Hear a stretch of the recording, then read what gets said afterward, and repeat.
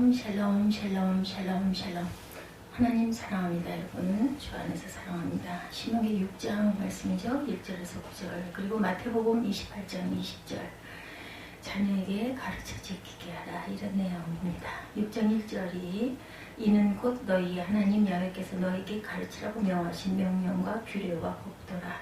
너희가 건너가서 차지할 땅에서 행할 것이니 곧 너와 내 아들과 내 손자들이 평생에 내 하나님 야훼를 경외하며 내가 너희에게 명한 그 모든 규례와 명령을 지키게 하기 위한 것이며 또 내 나를 장구하게 하기 위한 것이라 이렇게 말씀하고 있습니다. 모든 명령과 규례를 가르쳐 지키게 하라라는 거죠. 제자들에게 또한 예수께서 그 말씀하셨죠. 내가 너에게 분부할 모든 것을 가르쳐 지키게 하라. 볼지어다 내가 세상 끝날까지 너희와 항상 함께 있으리라 하시니라. 우리가 이렇게 가르쳐 지키게 해야 되겠습니다. 가장 먼저 자녀들을 내 자녀들이라도 먼저 자녀 교육을 위해 미국의 이민간 가정에서 있었던 일이랍니다. 초등학교 다니는 아들 녀석이 말썽을 피우기에 엄마가 그 녀석을 매로 때리려 야단을 쳤더니 그의 아들이 경찰에 엄마가 자기를 때렸다고 신고를 했다고 그래요. 그래서 그 경찰이 달려와서 경찰서에 가서 곤욕을 치렀다. 그 어머니는 얼마나 화가 나 있든지 그 아이를 데리고 한국에 와서 인천공항에 내리자마자 아들 볼기를 실컷 때려줬다고 합니다. 요즘에는 예전에 있었던 이야기고 요즘에는 한국에서도 아이를 때렸더니 6살 난 꼬마가 경찰서에 전화를 해서 엄마가 나를 때렸어요. 이래서 경찰이 출동한 사건도 있었다고 들었습니다. 그러니 이제 인천공항에 데리고 와서 엉덩이를 실컷 때려줄 수도 없죠.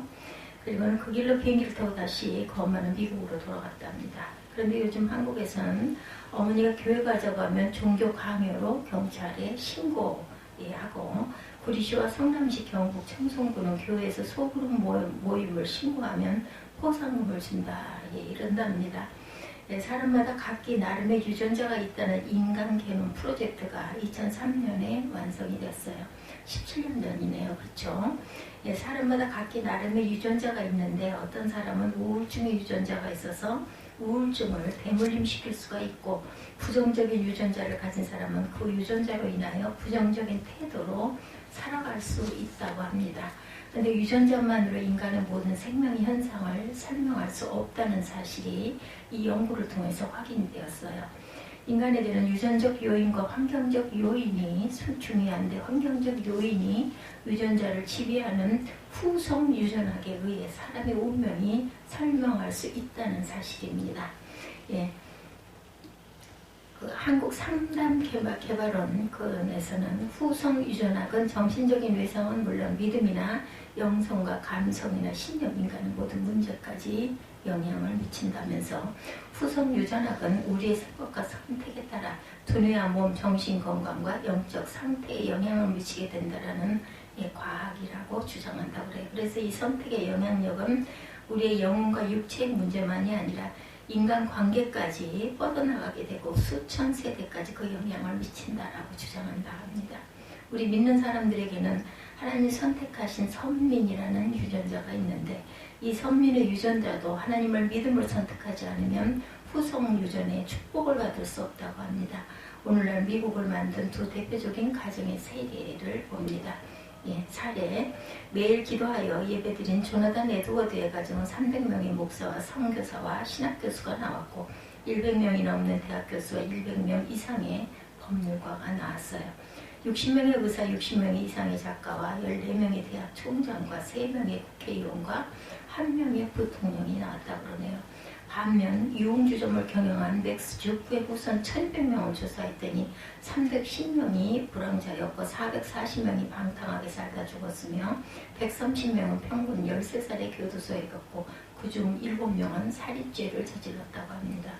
알코올 중독자가 100명 이상, 60명은 상습적인 도둑, 190명은 창녀였다 그러네요. 이들 중 기술을 배운 20명 중에 10명은 주에서 150만 달러의 비용을 들여 교도소에서 배웠는데 그들이 사회공헌한 것은 전혀 없다고 합니다.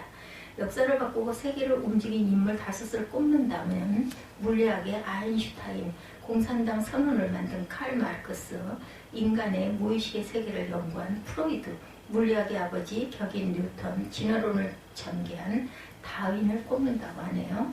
우리 다 들어본 이름들이죠. 예.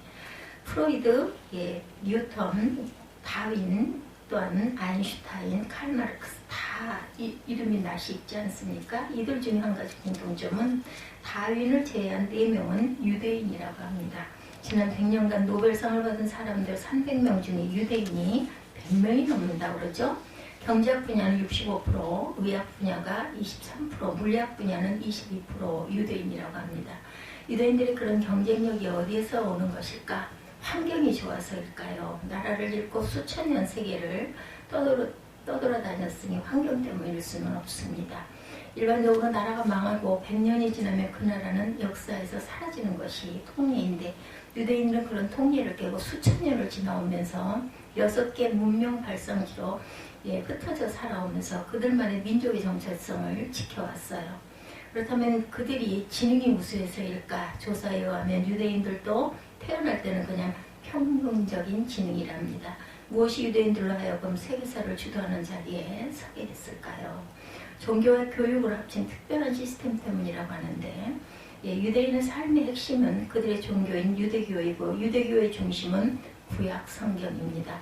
유대인의 우수성의 핵심은 그들의 경전인 구약 성경을 어려서부터 반복 교육을 통해 삶의 체질화를 이룬 결과라고 그러죠. 그 말씀의 대표적인 내용이 쉐마로 알려진 신명기 6장, 오늘 6장 말씀이죠. 이스라엘아 들으라로 시작되는 말씀을 자녀들에게 부지런히 가르치는 것으로 이 말씀의 실천과 반복 교육이 유대인의 타고성의 기초가 되었다고 해요. 쉐마의 교훈은 무엇일까? 첫째, 무엇을 가르치냐입니다. 이는 곧 너희 하나님 야훼께서 너희에게 가르치라고 명하신 명령과 규례와 법도라. 너희가 건너가서 차지할 땅에서 행할 것이니 1절 말씀이죠. 여기 명령과 규례와 법도라는 의식법, 시민법, 기타 제반 규례들을 포함한 하나님의 전 율법으로 하나님의 말씀인 성경을 말씀합니다. 인간의 가장 우선적으로 가르쳐야 할 것은 성경인데 그 교훈의 핵심은 하나님을 경외하는 것과 하나님을 사랑하는 것입니다.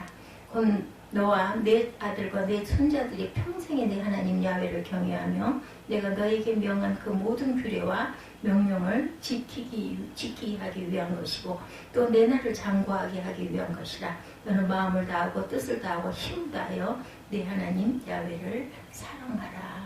6장 2절과 5절에 이렇게 반복되고 있죠. 우리는 자녀들에게 가르치는 것이 너무나 많습니다.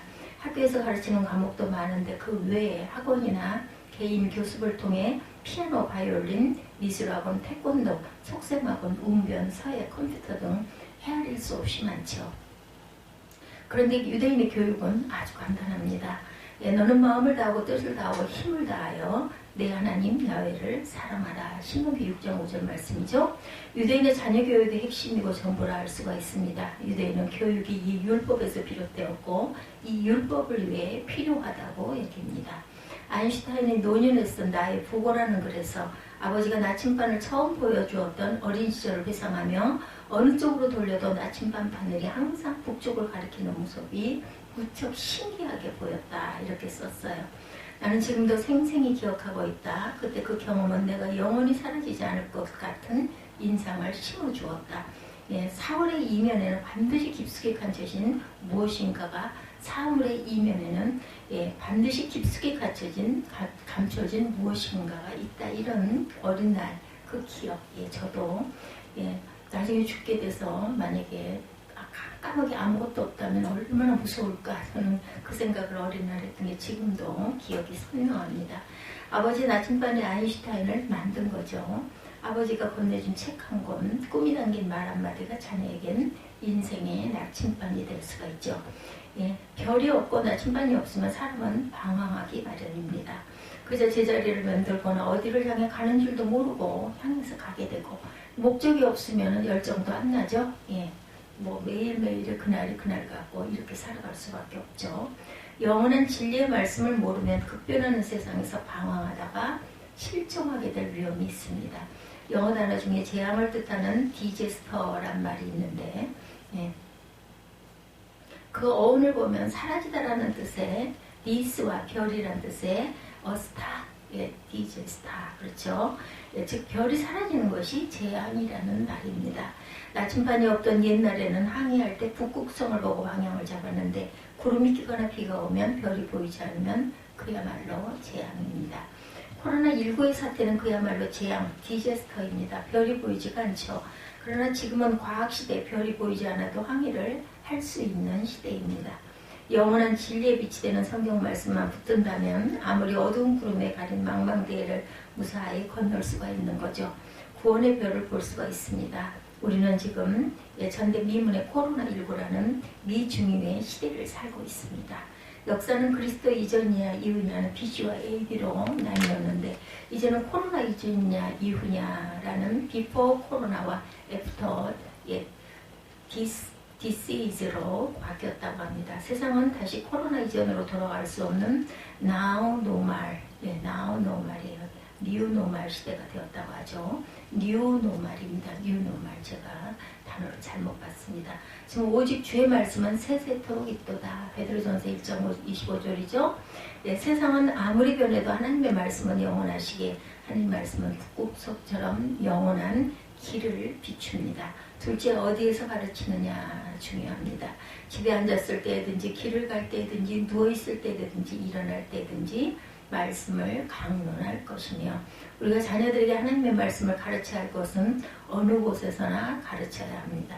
오늘 말씀대로 집에서나 길에서나 누웠을 때나 일어날 때나 어느 곳에서나 볼 수 있게 이 율법을 가르쳐야 한다는 거죠.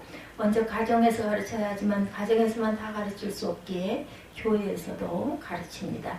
강론할 것이라는 말씀은 가정뿐 아니라 교회에서 공적으로 선포하는 말씀을 통해 계속적으로 훈련받아야 할 것을 말씀합니다. 스펄전이 말하죠. 가정이 하나님의 말씀에 따라 지배될 때 천사들이 그들과 동거하며 그들의 가족이 될 것이다. 하나님의 말씀을 따라 살 때 천사가 그 일원이 될 거라는 거죠. 경건한 가정 분위기를 먼저 만들어야 교육이 되고 그리고 그 다음에 가르치라는 거죠. 그리고 집에 앉아있을 때든지 길을 갈 때든지 누워있을 때든지 일어날 때든지 말씀을 강론할 것이며 중요한 말씀이죠. 누가 가르치는 거예요? 부모님이 가르칩니다. 부모님이 가르치는 것보다 더 중요한 것은 없죠. 어디에서 가르쳐요? 가정에서. 그런데 요즘에는 가정에서 가르칠 수가 없더라고요. 아무리 가르쳐도 듣기 싫어해요. 안 들으려고 하고 세 번만 얘기하면 잔소리다 해서 짜증을 냅니다. 무엇을 가르쳐야 하나님의 말씀이죠. 말씀하는 적을 써라 해도 그걸 잘 쓰지 않습니다. 먼저 행하고 본을 보여주며 가르치는 것이죠. 히브리어로 토라, 율법, 모라, 선생, 오라, 부모는 모두 야라라는 어근에서 나온 말로 가르친다, 교훈한다, 어떤 모양으로 만든다라는 뜻입니다. 하나님은 당신의 자녀인 이스라엘에게 토라를 주셨고 이스라엘의 부모는 자기 자녀에게 토라를 가르치는 사명이 있기에 부모란 말은 토라를 가르친다 해서 유래가 되었다 그러죠. 내 자녀에게 부지런히 가르치며 집에 앉았을 때든지 길을 갈 때든지 누워있을 때든지 일어날 때든지 말씀을 강론할 것이며 7절이죠 오늘. 유대인은 가정에서 부모를 통해 글을 배우고 하나님을 알게 되고 토라를 배우고 회당을 알게 됩니다. 우리는 모든 교육을 학교나 학원에 모두 맡겨버리고 선생님이 모든 교육을 다 맡아줄 것을 기대하죠. 그러나 학교에서는 아이들에게 점수 이상 무엇을 해줄 수가 있을까요, 여러분들? 한국 교육의 문제점은 아이들에게 필요한 이상으로 많이 가르치고 있다는 거죠. 많이 안다고 훌륭한 교육이 되는 것은 아닙니다. 지금 서구에서 필요한 이상, 필요 이상의 과중한 공부를 학교에서 시키지 않는다 그러죠. 깊은 연구는 전문가에게 맡기면 되는 거죠. 모든 교육이 학교에서 이루어지는 것이 아니라 참된 신앙적 교육의 장은 가정이라는 것을 잊지 맙시다. 이스라엘의 신앙생활은 전도할 필요가 없습니다. 모든 아버지가 어릴 때부터 자녀에게 신앙을 심어주고 아버지의 신앙을 이어받은 전래 신앙이고 가문의 신앙이 되어 있기 때문이죠. 유대인들은 자녀에게 아브라함과 맺은 언약을 가르치며 민족의 지도자 모세를 통해 아브라함에게 약속한 땅 가나안을 주신 것을 가르쳐서 자녀들은 부모로부터 전승되어 온 신앙을 그대로 이어받고 있다고 그러죠. 예, 평양에 살던 강도묵은 교육가로서 교회의 장로였습니다. 그는 강반석이라는 딸을 그가 세운 창덕기독학교의 교사인 김영직의 남편을 짝지어 주었다고 해요. 예, 일본의 탄압이 심해지자 딸과 사이는 만주로 보내면서 외손주는 영특하고 리더십이 뛰어나 소련으로 유학을 보냈습니다. 그런데 그 외손주가 바로 김성주 민족분단의 주범이자 6.25 한국전쟁을 일으킨 김일성입니다. 예, 해방이 되자 김일성은 소련을 등에 업고 1948년 10월 10일 조선민주주의 인민공화국 주석이 되어서 자기에게 반대하는 목사들을 다 구속시켜버립니다. 한 믿음의 가정에서 생긴 슬프고 충격적인 일이죠. 예, 양승현 목사가 평양에 가서 김일성 자서전을 본 이런 글이 있더랍니다. 어머니는 일요일마다 내 손을 붙들고 교회에 갔다. 목사의 설교는 길고 지루했다. 어머니는 계속 졸고 있었다. 자녀에게 신앙을 물려주지 못해 일어난 민족의 비극입니다. 지방에 사는 어떤 장로님은 자기 딸이 서울에 있는 대학에 입학해서 기숙사로 들어가게 될 때 딸과 두 가지 약속을 했다고 그러네요. 하나는 매일 밤 10시에 부모와 딸이 서로 위해 기도해 주는 것이었고, 또 하나는 매일 아침 잠언을 한 장씩 읽는 것이었다고 합니다. 그 장로님은 이렇게 객지 생활을 하는 딸의 인격과 생활을 하나님께 맡기도록 했던 것이죠. 딸은 그 약속을 잘 지켰다고 합니다. 매일 밤 자신을 위해 기도하는 부모를 위해 함께 기도함으로 일상의 생활을 경건해졌어요. 또한 31장으로 되어 있는 잠언을 한 달에 한 번, 1년이면 12번을 읽게 되면서 세상을 지혜롭게 살아갈 수 있는 능력을 얻게 되었다고 그러죠. 이처럼 비록 부모와 자녀가 떨어져 지내고 있다 하더라도 계속된 관심과 대화로 자녀를 지도할 수가 있다는 겁니다. 셋째 어떻게 가르쳐야 할까? 7절에 내 자녀에게 부지런히 가르치라고 말씀합니다. 부지런이라는 말은 히브리어로 샤난인데 그저 열심히 가르치는 것보다 더 깊은 뜻으로 영어 리펙트 반복하여 가르친다라는 뜻입니다.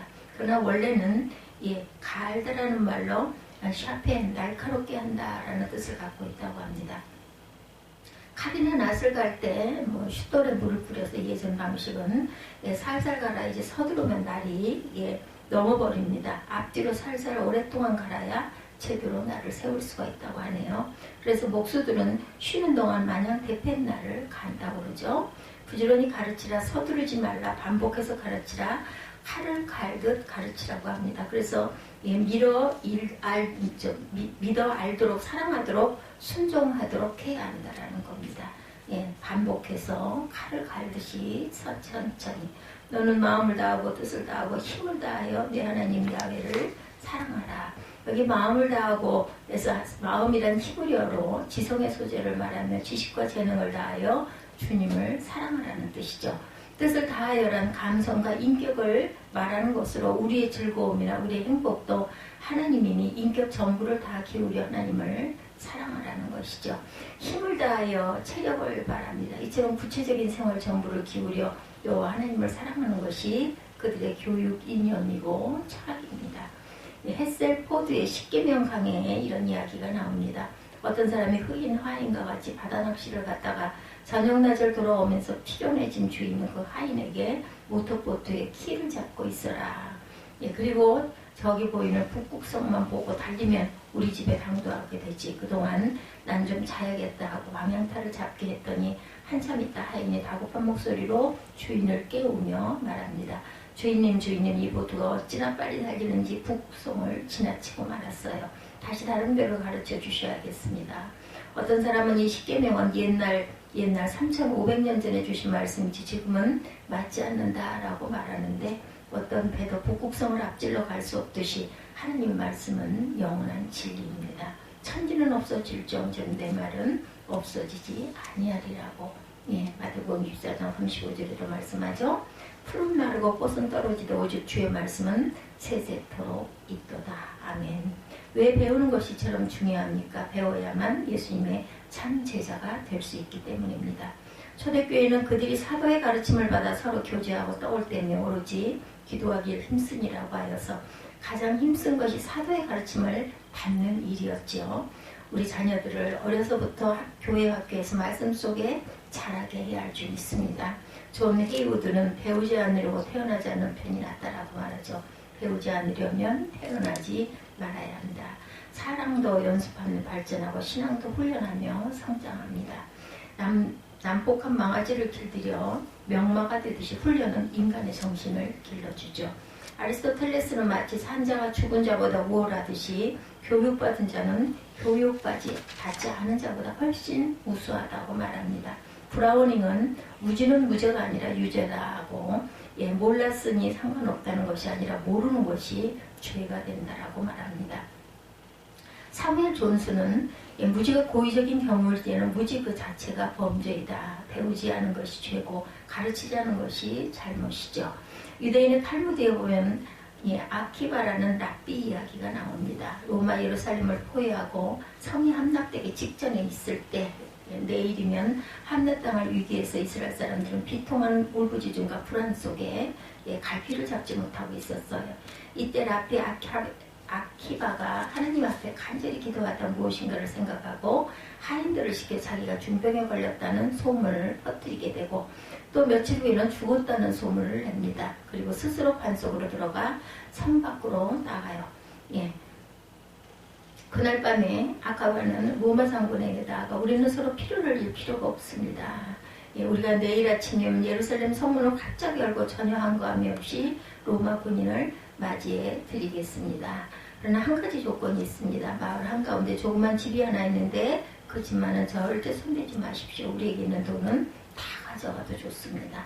사람을 붙들어가도 좋고 다만 성 안에 있는 그 집 하나만은 손해되지 않겠다고 약속해 주십시오라고 말하자 로마 장군이 그 안에 무엇이 있어? 라고 물었다고 그래요.